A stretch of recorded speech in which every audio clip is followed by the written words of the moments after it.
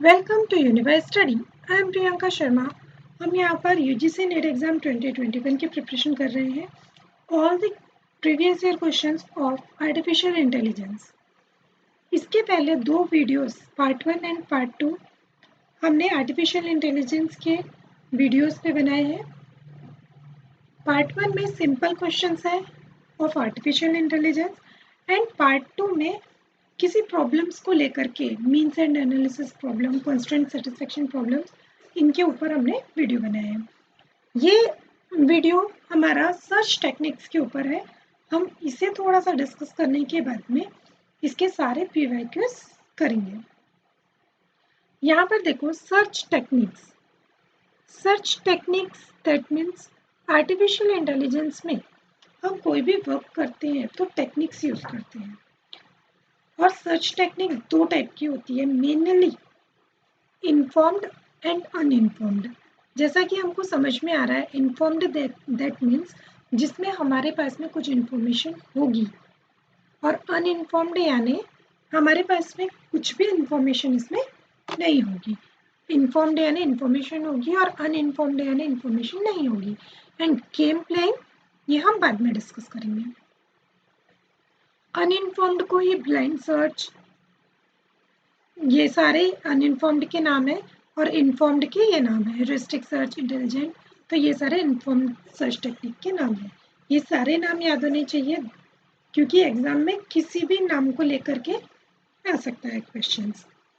Uninformed में हमारा आता है BFS, best first search technique. BFS में क्या होता है, जैसे हमारे पास में एक ट्री है, ये BFS बेस्ट फर्स्ट सर्च, इसमें हम सर्चिंग करते हैं तो हम सर्चिंग इस तरीके से करते हैं, साइड बाय साइड। और DFS depth first search, depth first search में हम सर्चिंग करते हैं तो रूट नोड से पहले एंड तक, फिर वापस से दूसरे एंड तक हम ऐसे सर्चिंग करते हैं DFS में। और इसके बाद क्या है, uniform cost search, depth limited search, interactive deepening search, bidirectional search, ये सारे अनइन्फॉर्म्ड सर्च है। इन्फॉर्म्ड सर्च में best first search, hill climbing, A star algorithm, AO star algorithm, greedy best first search, means end analysis, constant satisfaction, branch and bound algorithm, ये तीनों हमने इसके पहले वाले वीडियोस में डिस्कस किया है। अब हम क्वेश्चंस देख लेते हैं। थ्रू दी क्वेश्चंस हम टेक्निक्स समझते जाएंगे। फर्स्ट क्वेश्चन इज जून 2013 का क्वेश्चन है, which of the following is not an informed search technique. हमने जस्ट अब भी देखा, hill climbing that is the informed, best first search informed है, ए स्टार एल्गोरिदम इन्फॉर्म्ड है, but depth first search uninformed, DFS uninformed technique है। Answer is D, DFS. Now, second question is from June 2019. Which of the following application is depth first search? इसमें से कौन सा depth first search का application है? Depth first search में हम क्या करते हैं, हमने जो भी सर्चिंग करनी है तो वो डेप्थ में करते हैं। हमने जो भी सर्चिंग करनी है हम डेप्थ में करते हैं सारी सर्चिंग।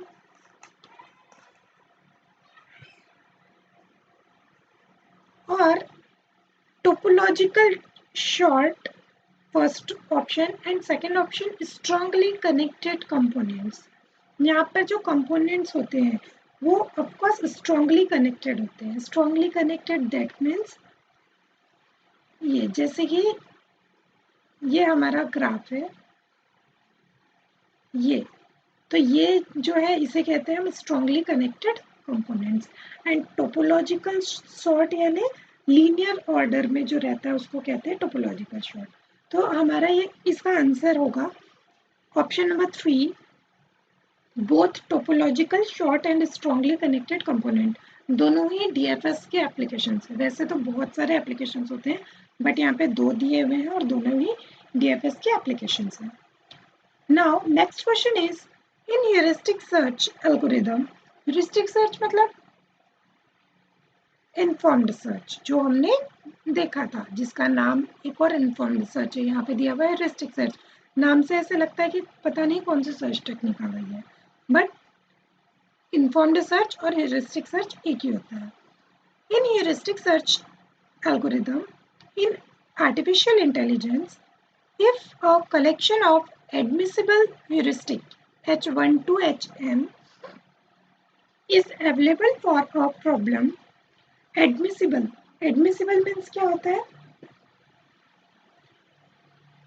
जिसमें जो सारी conditions fulfill करे, that is the admissible heuristic search H1 और Hm यहाँ तक के सारे दिए हुए हैं, तो उसमें से available for a problem and none of them dominates by any of the others, which should we choose? हम इसमें से कौन सा चूज करेंगे?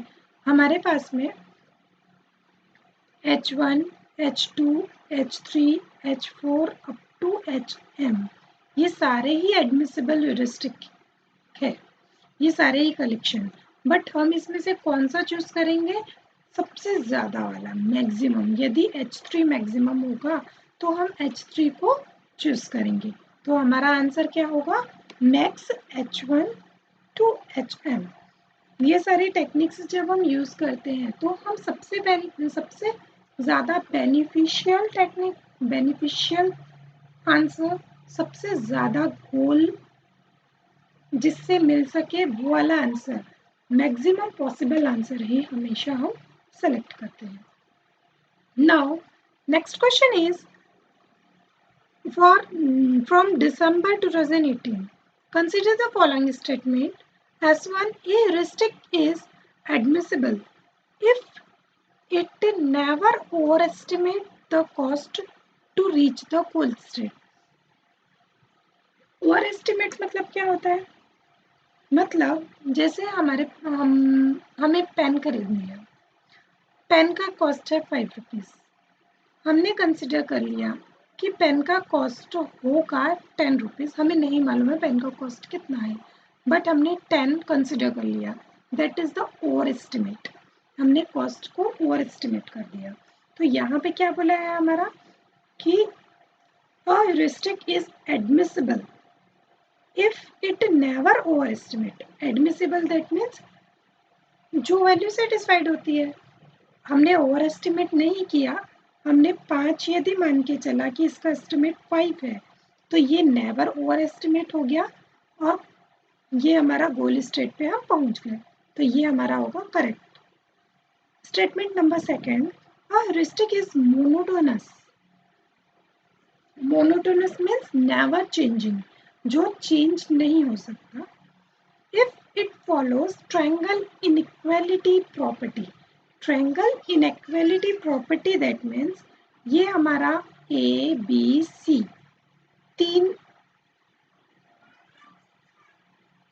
ट्रायंगल के 3 पॉइंट्स हैं, ये 3 एजेस हैं। यदि a plus B is greater than C, C से ज्यादा होगा a प्लस बी, तो हम इसे कहते हैं ट्रायंगल इनइक्वालिटी। ये एक प्रॉपर्टी है, जस्ट प्रॉपर्टी। तो इसमें बोला है a heuristic is monotonous if it follows triangle inequality property, तो ये भी करेक्ट आंसर है। So our answer is both statement number 1 S1 and S2 are true. Now, second question is from June 2018. Consider following two statements. यहाँ पे 2 statements दिए हुए हैं. First one is the planning graph data structure can be used to give a better heuristic for planning problem. Planning problem के लिए better heuristic यानी कुछ करना, तो ऑफकोर्स ये करेक्ट है कि प्लानिंग ग्राफ के लिए हम ह्यूरिस्टिक यूज कर सकते हैं। Second one is dropping negative effect from every action schema in a planning problem results in a relaxed problem. इसका मतलब क्या हुआ?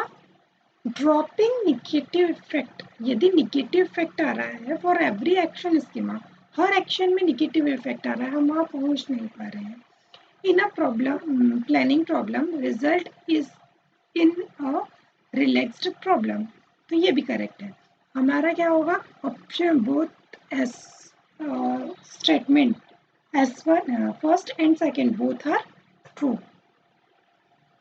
Next, how does randomized hill climbing choose the next move each time? Hill climbing algorithm क्या होता है? सबसे पहले हम वो थोड़ा सा देख लेते हैं. This is always moves towards goal. Hill climbing algorithm हमेशा अपने गोल की तरफ जाता है. जैसे हमारा गोल है JRF, तो हमेशा हिल क्लाइंबिंग एल्गोरिदम अपने गोल की तरफ जाता है. वो है हिल climbing algorithm. Using this, it finds with direction will take it closest to goal. हमारे पास में बहुत सारे डायरेक्शन है, बट हम उस डायरेक्शन को लेंगे जो गोल के सबसे ज़्यादा क्लोज होगा. हम उस डायरेक्शन के थ्रू हिल क्लाइंबिंग में पहुंचेंगे. हिल क्लाइंबिंग एल्गोरिदम की कुछ प्रॉपर्टीज है, एडवांटेज है. First one is simple to implement. Simple to implement. Second one is reduce number of nodes visited. Reduce number of nodes visited. Third one is solve real-time system. Solve real-time system. तो ये हमारा hill climbing algorithm की properties है. और इसमें 3 disadvantage आते हैं. First one is local maxima. Second is plateau. And third one is rich.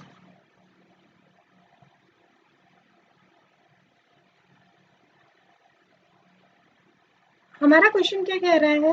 How does randomized hill climbing choose the next move each time. Randomized hill climbing that means randomly unstructured way से हम किसी भी step को choose कर रहे हैं, किसी भी मूव को चूज कर रहे हैं. It generates a random move. Of course random move generate होगी from the moveset and accept this move. Second, it generates the random move from the whole state space and accept this moves. Third, it generates a random move from the movest and accept this move only if this move improves the evaluation function. ये हमारा correct होगा, because यहाँ पे क्या बोल रहा है? हमने मूव चूज कर ली और इस मूव को एक्सेप्ट कर लिया. हम पहुंचे कि नहीं पहुंचे that is not clarified. Second में क्या बोल रहा है? Random move from whole state space. सारे स्टेट स्पेस से नहीं, हम मूवेस्ट मतलब मूव सेट, जो हमारा सेट है, मूव जितनी सेट है उससे हम चूज करेंगे. तो option number third is the correct answer. Now next question is consider the following: trapping at local maxima, reaching a plateau, traversal along the ridge. Which of the following represent shortcomings of hill climbing algorithm? Hill climbing algorithm के disadvantage क्या है? जो just हमने अभी देखे थे, local maxima, plateau and ridge. तो option number fourth is the correct answer. Now next question is from 2015 December. Consider Fn is equal to Gn plus Hn. ये where function G is a measure of the cost of getting from the start node to the current node n, and H is an estimate of additional cost of getting from the current node n to the goal node. हम गोल node से current node तक पहुंचते हैं. हमारे पास में ये function दिया हुआ है Fn is equal to Gn plus Hn. यदि then Fn is equal to Hn. Fn Hn होगा, that means Gn तो होगा ही नहीं. Fn is equal to Hn होगा. Is used which one of the following algorithm, इसमें से कौन से एल्गोरिथम में यूज होता है। तो मैं आपको बता दूं कि ए स्टार एल्गोरिथम, एओ स्टार एल्गोरिथम हम बाद में पढ़ेंगे। एक बेस्ट फर्स्ट सर्च एल्गोरिथम होता है। तो बेस्ट फर्स्ट सर्च एल्गोरिथम में क्या होता है, most promising node, most promising node हम चूज करते हैं गोल पर पहुंचने के लिए। ये हमारा बेस्ट फर्स्ट सर्च में होता है। तो बेस्ट फर्स्ट सर्च में ये सारी सिचुएशन होती है, but greedy best first search algorithm जब हम ग्रीडी यूज कर लेते हैं उसके सामने, तो क्या होता है, GN नहीं रहता, FN is equal to HN हो जाता है। तो हमारा आंसर होगा greedy best first search algorithm where FN is equal to HN. Now next question is match the following with respect to heuristic search technique. First one is steepest ascent, hill climbing, branch and bound, constant satisfaction, means and analysis. हम इसमें सबसे पहले देखेंगे जो हमने पहले पढ़ी थी उसमें से कौन सा हम मैच कर सकते हैं, इजीएस्ट कौन सा है, हम सबसे पहले उसको देखेंगे। See this. Discover problem states as that satisfy the a set of constraint. Constraint इस पे आया, that means ये constraint satisfaction problem का होगा। Next, means and analysis. Means and analysis में हमने क्या पढ़ा था कि जो हमारा current state है और जो हमारा goal state है हम उसमें difference देखते हैं। तो इसका ये हो जाएगा थर्ड नंबर वाला, means end analysis. Branch and bound, branch and bound में क्या करते हैं, हमारे ब्रांचेस निकालते हैं, बहुत सारे ब्रांचेस निकलती है। That means keeps track of all partial paths which can be candidate for further exploration. ये हमारा होगा ब्रांच एंड बाउंड का। और हिल क्लाइंबिंग का क्या है, Consider all moves from current state and select best move. Best move select करते हैं हम hill climbing में। So A का fourth इसमें भी है और इसमें भी है। B का first, that means second is the correct option. Now next question, same ये question 2020 नवंबर में दिया है और ये question 2015 दिसंबर का, सेम क्वेश्चन 2020 नवंबर में दिया है, बस ऑप्शंस इधर के उधर कर दिए। कॉन्स्टेंट सेटिस्फेक्शन वाला ये है थर्ड का फर्स्ट, सी का थर्ड सब में दिया हुआ है। Means end analysis and branch and bound that means path find करना। ए का फर्स्ट ये इसमें और इसमें दो में दिया हुआ है। B hill climbing that means best move, तो हमारा आ जाएगा fourth. So option number first is the correct answer. Now next question is match list 1 and list 2 and choose the correct answer from the code given below. Greedy best first search, A star algorithm, A star search, recursive best first search, iterative deepening A star search. Greedy best first search हमने कुछ देखा था इसके बारे में, है ना। तो select a node for expansion if optimal path to the node has been found, इसका ये होगा ग्रेडी बेस्ट फर्स्ट सर्च का। ए स्टार सर्च का होगा टाइम कॉम्प्लेक्सिटी। ए स्टार सर्च में जो टाइम कॉम्प्लेक्सिटी होती है वो depend upon the quality of heuristic पे डिपेंड होती है। Now third one recursive best first search, that means suffers from excessive node generation। Best first search है तो वो suffers from excessive node generation, node जैसे जैसे जनरेट होता जाता है वैसे वैसे वो मूव होती जाती है, क्योंकि हमको बेस्ट मूव चाहिए सर्चिंग के लिए। Best first search is the combination of depth first search and breadth first search, तो इसका होगा थर्ड वाला। And last one iterative deepening A star search क्या आएगा second, avoid substantial overhead associated with keeping a short queue of nodes. Now next question is, ये भी match time है, greedy best first search. Greedy best first search में क्या होगा, incomplete even if the search space is finite.